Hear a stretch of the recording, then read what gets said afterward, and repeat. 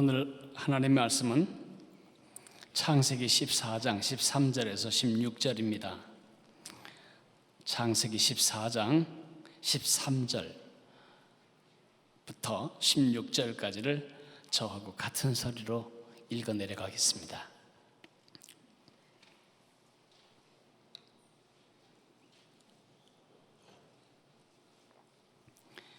시작할까요?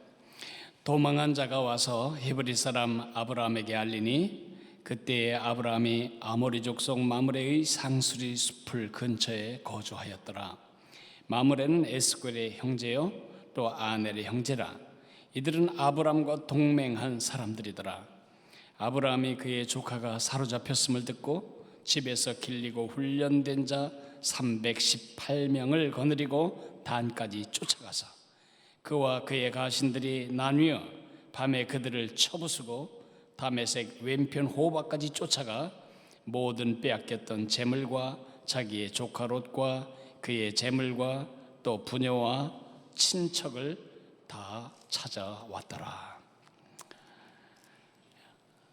제가 족보 하나를 보여드리겠습니다.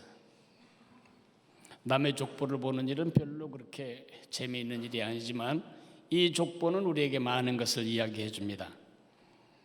맨 왼쪽에 저분 이름은 강도눅입니다. 강도눅은 장로님이었고 교육가였습니다. 그에게는 4명의 자녀가 있었는데 그 중에 첫 번째 딸 이름이 강반석입니다. 그 강반석은 김형직이라고 하는 숭실대 숭실학교 출신 기독 청년과 결혼합니다. 그래서 낳은 아들이 김일성입니다.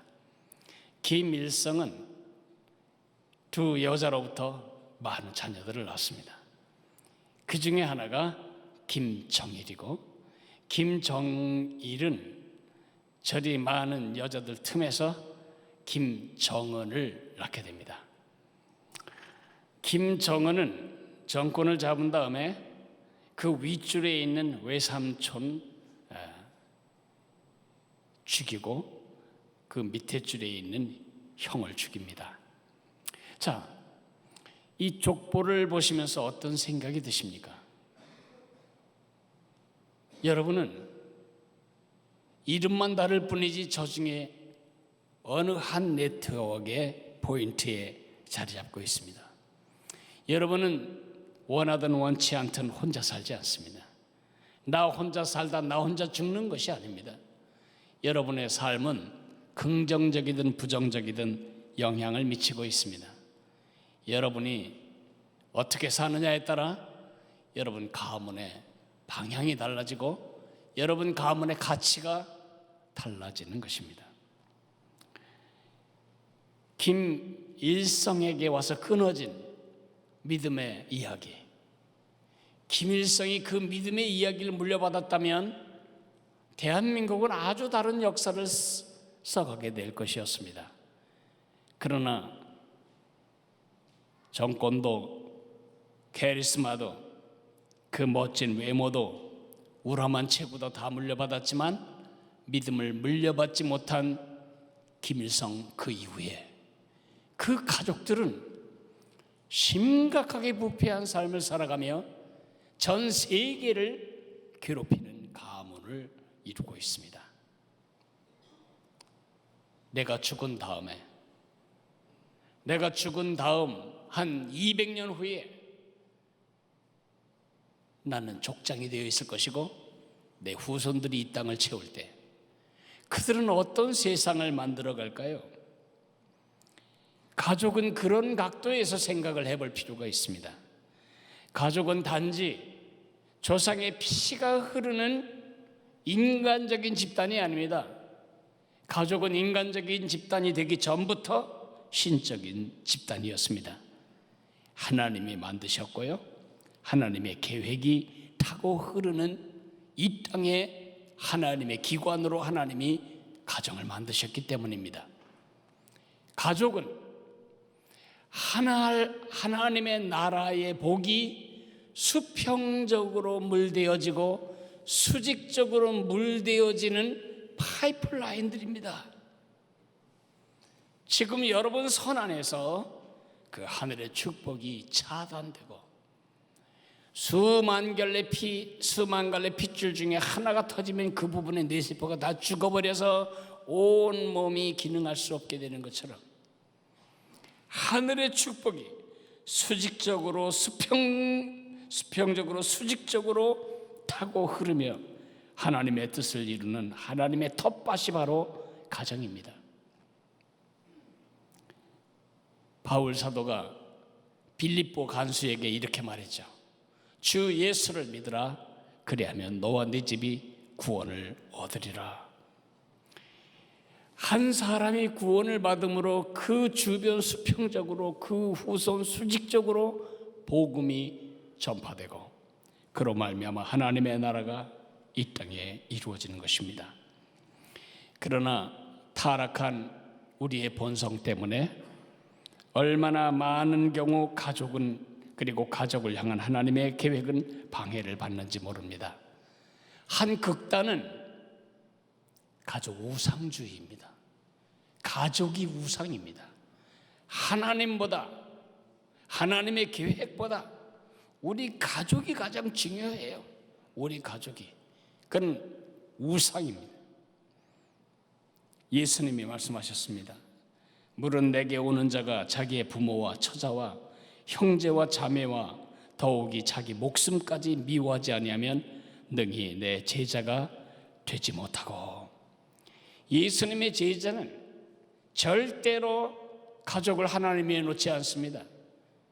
가족은 하나님의 도구이며 일터일 뿐입니다. 가족이 하나님보다 위에 있을 때 하나님을 활용하여 가정을 세우는 것이 크리스천이 해야 할 일이 아니라는 것입니다. 크리스천 호민, 크리스천 가족, 이것은 교회에 다니는 사람들로 구성된 가족을 말하지 않습니다. 아빠가 교회 다니고 엄마가 교회 다니고 아이들이 교회 다니면 크리스천 홈인가? 아닙니다. 그거는 예수 믿는 사람들로 구성된 홈일 뿐입니다. 성경이 말하는 크리스천 홈은 그리스도가 왕으로 다스리시고 그리스도가 왕으로 지배하는 가정을 말하는 것입니다. 그 반대 극단도 있습니다. 그 반대 극단은 가족을 경시하고 가족 관계를 소홀히 하는 것입니다. 특별히 우리 유교 문화권에서요, 제사 문제가 심각하게 가정의 문제를 망가뜨렸습니다. 제사 문제가 걸림이 되기 때문에 안 갑니다. 제사 지내는 형들과 관계를 끊어버립니다. 제사 지내는 한 천안 동서 아무 관계가 없습니다. 그것은 하나님의 계획이 아닙니다. 참 하나님을 몰라서 조상님이 내 삶을 축복하는 줄 알고 살아가는 그 어리석은 사람들에게 여러분을 붙여주신 것은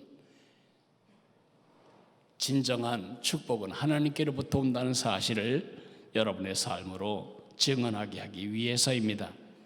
관계를 끊어버리고 보이지 않는 유리 벽을 세우고 예수 그리스도의 십자가가 헐어버린 벽을 마음에 세우고 왕래를 끊고, 이것은 하나님을 방해하는 행위입니다.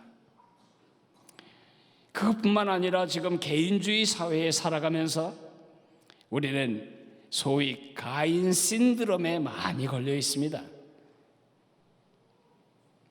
내 동생은 보기 싫어요. 그래서 다른 집 동생들하고 놀아줘요.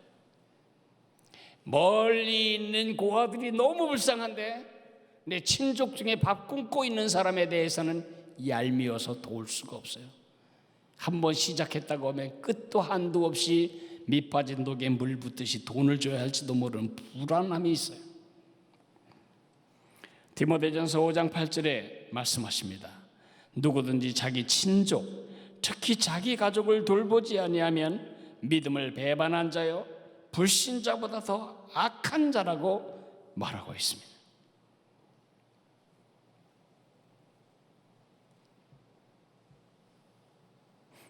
어떻게 하나님이 주시고 하나님이 일하시는 우리 가족을 우리가 대해야 할까? 그것에 대한 좋은 모델로 하나님은 아브라함을 우리에게 소개해 주십니다. 아브라함 할아버지로부터 우리가 배워야 할 레슨이 있습니다.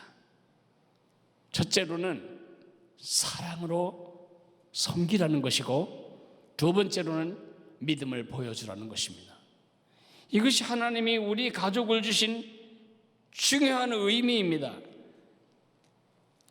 하나님이 주시고 하나님이 일하시는 가족을 사랑으로 섬겨라, 그리 말씀하십니다. 아브라함은 조카 롯을 사랑했습니다. 성경에 나와 있지 않으니까 잘은 알 수 없지만 아마 롯의 아버지 하란은 일찍 죽은 것 같습니다. 아브라함은 그의 실제적인 양육자로서 조카 롯을 자식처럼 키웠습니다. 마침 자신에게는 자식이 없었습니다. 자식처럼 조카 롯을 데리고 긴 여행을 했고, 그리고 하나님이 약속하신 땅까지 오게 되었습니다. 그런데 말이죠, 이 조카 롯은 친척 중에 우리 모두가 가지고 있는 그런 사람이 있잖아요. 얄미운 사람, 주는 거 없이 얄미운 사람. 이 조카 롯의 삶의 철학은 Me first, 나 먼저, 나 먼저, 나 먼저였습니다. 여러분 가족이 늘 모이기 싫어하는 그런 가족과 가문이 되는 방법은 여러분부터 생각하시면 됩니다. 나부터를 주장하는 한 절대로 그 형제들은 화목할 수 없습니다. 형제들끼리 화목했었는데 결혼하고 동서들끼리 또 나 먼저를 시작하면 또 관계가 깨집니다. 특별히 자매들이 이런 점에서는 지혜로워야 합니다. 우리 크리스천이 나 먼저를 포기하는 순간부터 가족들이 열리기 시작하고 하늘의 축복이 흘러갈 밸브가 열리는 것입니다. 내 건 다 챙기면서 입으로는 예수 믿어야 한다고, 내가 믿는 종교가 더 좋은 종교라고, 누가 그걸 믿겠어요? 누가 그걸 받아들이겠어요? 누가 마음을 열겠냐고요? 롯이 그런 사람이었습니다. 얄미운 가족. 땅이 좁고 목초지는 제한되어 있고 양은, 염소는, 가축은 많아지고, 삼촌이 말합니다. 네 종들과 내 종들이, 네 목자와 내 목자들이 서로 좁은 목초지를 놓고 싸우는 것을 이방 사람들이 다 구경하고 있다. 자기들끼리 치고 싸우고 막아서 우리 중에서 세력가가 되지 못하고 오히려 자기들끼리 망했으면 좋겠다.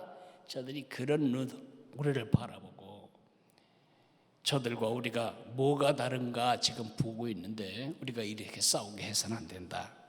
그러니 네가 어느 쪽을 택하든 택해라. 네가 오른쪽 택하면 나는 왼쪽 가질게. 네가 왼쪽 가지면 내가 오른쪽 가질게. 그럴 때 조카 롯은 파란 풀이 돋아나 있는 요단강 하류, 그 넓직한 초지가 있는 소돔 근처의 땅을 선택하고는 그냥 가버립니다. 그곳에서 점점 재산은 늘어가고 그곳 사람들 사이에 유지로 인정받기까지 그런 그곳에서 소위 출세를 하게 됩니다. 근데 이야기가 그렇게 끝나지 않습니다. 조카 롯에게 심각한 위험이 닥쳐온 것입니다. 지금 이 한 장의 지도를 보면 좀 어지럽긴 하겠지만 그냥 큰 틀에서 저쪽에 엘람, 페르시아만 근처, 성경에 나오는 바벨론 지역입니다. 엘람, 시날, 엘라살, 그 다음에 고멜, 이런 네 개의 강력한 호전적인 그런 부족들이 연합군을 이루어서 긴 거리, 엘람 같으면 1600km를 걸어서 소돔 있는 데까지 왔습니다.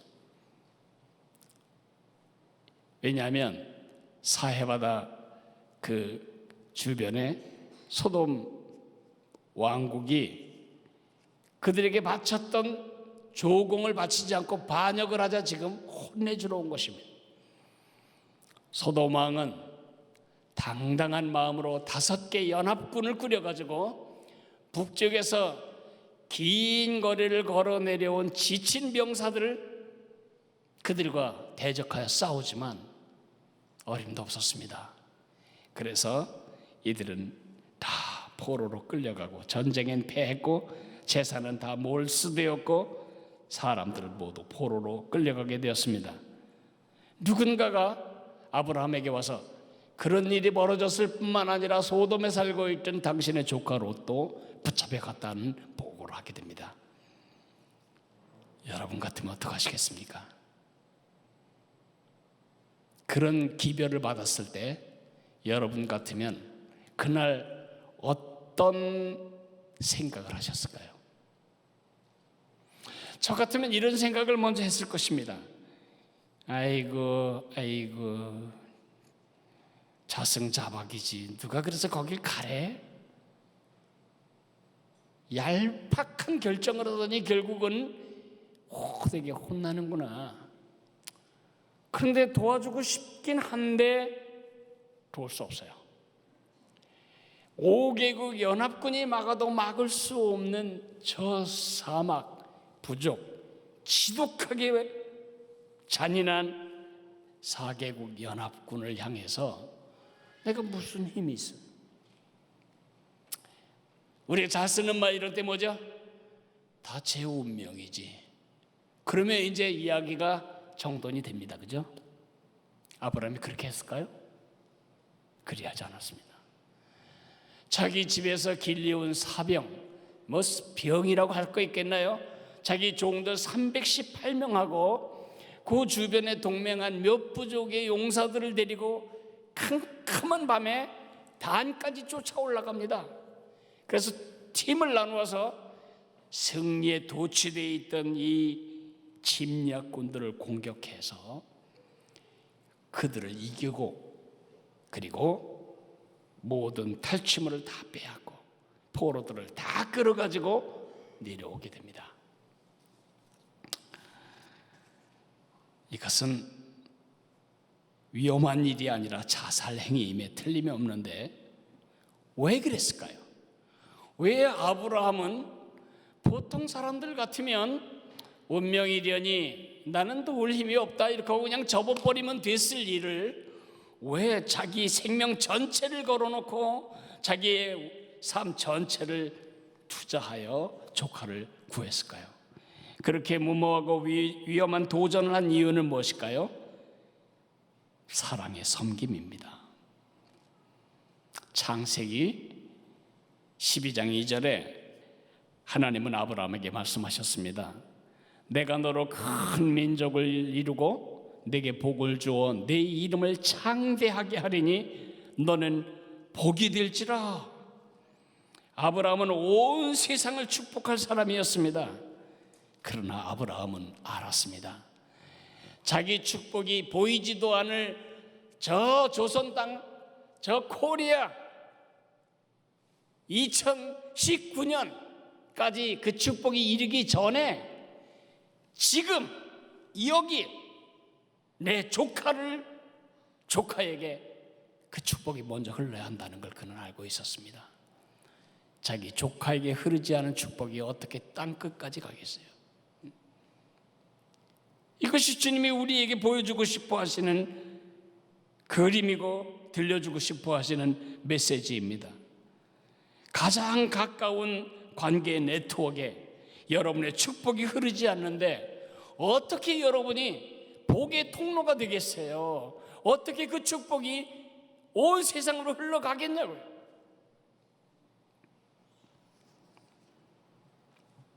여러분은 어떠신가요? 아버지가 돌아가실 때 남겨놓은 그 얼마 안 되는 유산 때문에 형제간의 의를 끊고 살지는 않나요? 제사를 누가 모실 거냐 그거가 화가 나서 끝내버리진 않으셨나요? 그런 건 다 아무 문제가 아니에요. 가장 중요한 건 여러분 하나님이 그 네트워크에 축복의 파이프로 박으셨다는 거죠. 사랑과 섬김이 없이 축복이 될 방법이 없어요. 나 먼저를 주장하는 한, 내 것을 확보하는 한 여러분 절대 축복될 수 없어요. 선교사가 제 시간, 제 노력, 제 돈, 제 자존심 하나도 손해보지 않는다면 그 사람은 선교지 망칠 사람이지 선교지 축복할 사람이 아니에요. 여러분과 내가 지금 250명 가까운 인간관계 네트워크의 중심에 있는 여러분 가정에 한복판에 꽂혀 있습니다. 내 사랑의 섬김만이 하늘의 축복이 그들에게 물대어지도록 밸브를 여는 일이 됩니다. 온 세상에 축복이 되기 전에 여러분 가장 가까운 사람들에게 축복이 되셔야 합니다. 다른 수많은 여자들에게 복이 되기 전에 여러분 아내에게 복이 되어야 하고, 수많은 세상의 남정네들이 복을 받기 전에 여러분의 남편이 먼저 복을 받아야 하고, 여러분의 친족들이 복을 받아야 합니다. 내 가까운 친족들을 사랑에 섬김, 그것을 포기할 때 우리는 더 이상 그 가문을 축복할 하나님의 도구로 쓰일 수가 없는 것입니다. 손해 안 보는 채 복이 되겠다는 말은 불가능한 말입니다. 아브라함 할아버지는 그 얄미운 친족, 운명이 되니 하고 그냥 제켜놨다고 우리가 욕할 수도 없는, 도무지 내 힘으로는 감당할 수 없는 친족의 위험을 목숨 걸고 해결했던 사랑의 섬김을 감당함으로 롯을 구원했습니다. 롯의 용도 때문이 아니었습니다. 롯은 사실은 좀 그 다음에도 별로 덕스럽지 않은 삶을 살다 죽었습니다. 그러한 사랑과 헌신을 투자할 만한 가치가 있는 인간이었는가? 그걸 우리가 따질 것이 아닙니다. 우리는 그냥 사랑으로 섬길 뿐입니다. 주께서 일하실 것입니다. 두 번째로는 하나님이 주시고 하나님이 일하시는 가족들에게 믿음을 보여주라는 것입니다. 롯은 아브라함과 함께 살아가면서도 늘 그저 아무 의미도 없이 제사상 앞에 절하고 참여한 유교도 가정의 자식들처럼 하나님께 예배하는 것이 자기와 무슨 관계가 있는지, 보이지도 않는 하나님을 찬미하는 것이 자기와 무슨 관계가 있는지 알 수가 없었습니다. 그러나 이번에 아주 혼을 나면서 그는 믿음의 실체를 보게 됩니다. 포로로 끌려갔어요. 다 없어진 것입니다. 소돔에서의 승리, 소돔에서의 성공, 번영, 다 재산 다 빼앗기고 이제 포로 신세가 되어 어느 집에 가서 장작 패고 물깃는 종으로 전락해버릴 자기. 그런데 캄캄한 밤에 자기 삼촌이 나타난 겁니다. 그럴 때 얼마나 놀랬겠어요. 얄미웠을 자기를 구하기 위해 목숨 걸고 무모한 도전을 한 삼촌을 보았을 때 얼마나 놀랬겠어요. 그리고 삼촌이 와서 같이 잡혀준 게 아니라 전쟁에 승리를 하고 모든 포로들과 전리품들을 다 이끌고 돌아올 때에 얼마나 놀랬겠습니까? 근데 그건 아무것도 아닙니다. 돌아올 때 살렘 왕 멜기세덱이 그에게 와서 축복합니다. 천지의 주제이시오 지극히 높으신 하나님이여, 아브라함에게 복을 주옵소서. 너희 대적을 네 손에 붙이신 지극히 높으신 하나님을 찬송할지로다. 그럴 때 이 승리가 우리 삼촌의 용기가 아니었구나. 이 승리는 하늘에 계신 천지의 주제 하나님이 주신 승리구나. 그는 그렇게 느꼈을 것입니다. 그런데 기가 막힌 건 그 전리품이 어마어마했는데 10분의 1을 잘라서 11조를 하나님의 제사장 멜기세덱에게 주는 것입니다. 그럴 때 롯이 얼마나 충격이었겠어요. 저 아까운 것을 10분의 1씩이나 잘라주다니, 차라리 나에게 주지, 뭐 그런 생각 안 했겠습니까?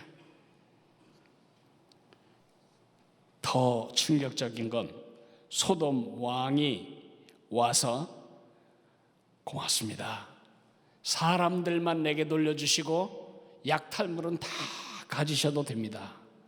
그럴 때 아브라함이 이렇게 말합니다. 천지의 주제이시오 지극히 높으신 하나님이 여호와께 내가 손을 들어 맹세하노니 네 말이 내가 아브라함으로 치부하게 하였다 할까 하여 네게 속한 것은 실 한 오락이나 들매끈 한 가닥도 내가 가지지 아니하리라. 그렇고 모든 약탈물을 다 줘버리는 것입니다. 그럴 때 아마 롯은 심장이 멎는 듯 했을 것입니다. 하나님보다도 물질, 가족보다도 물질을 추구하며 살았던 롯에게 이 장면은 늙어 죽을 때까지 잊지 못할 장면이었을 것입니다. 여러분, 롯이 뭘 배웠을까요? 우리 삼촌의 힘은 돈이 아니라 하나님이시다. 우리 삼촌의 목적은 재산을 모으는 것이 아니라 하나님의 영광을 드러내는 것이구나. 우리 삼촌의 원리는 챙기고 높아지는 것이 아니라, 확보하는 것이 아니라 섬기는 것이구나. 우리 삼촌은 다른 분이다. 여러분 어떠신가요? 여러분의 조카들이 우리 삼촌은 다른 사람이야, 그렇게 느끼시나요? 우리 작은 엄마는 다른 사람이야, 그렇게 느끼시나요? 우리 장인어른은 다른 분이시다, 그렇게 느끼시나요? 그렇게 느낄 삶을 살아야 한다고 오늘 말씀하시는 것입니다. 우리도 그래야 합니다. 왜 우리를 그 많은 가문 중에 하필 이 가문에 이 사람들과 엮어 놓으셨을까요? 더구나 1년에 몇 차례씩 가족들이 만나야 하는 명절은 왜 반복될까요? 하나님의 목적이 있습니다. 우리의 사랑의 섬김으로, 믿음의 증거로 하늘의 축복이 그들에게 물대어지기 위해서입니다. 예배가 끝날 때마다 우리는 이런 노래를 부릅니다. 우리들은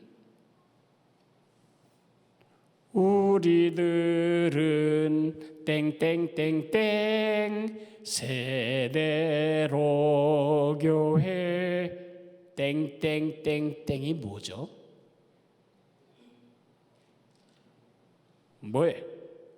우리들은 복의 통로, 막연한 사람들에게 복의 통로가 되라고 부르지 않았어요. 구체적인 여러분의 주변이 여러분을 통해 살아계신 예수님을 믿는 믿음의 증거를 목격하도록 날마다 사랑의 섬김을 계속해 가시기를 바랍니다. 이번 명절도 그것을 연습하는, 실행하는 또 한 번의 선교 사역의 기회가 되시기를 주의 이름으로 축복합니다. 오늘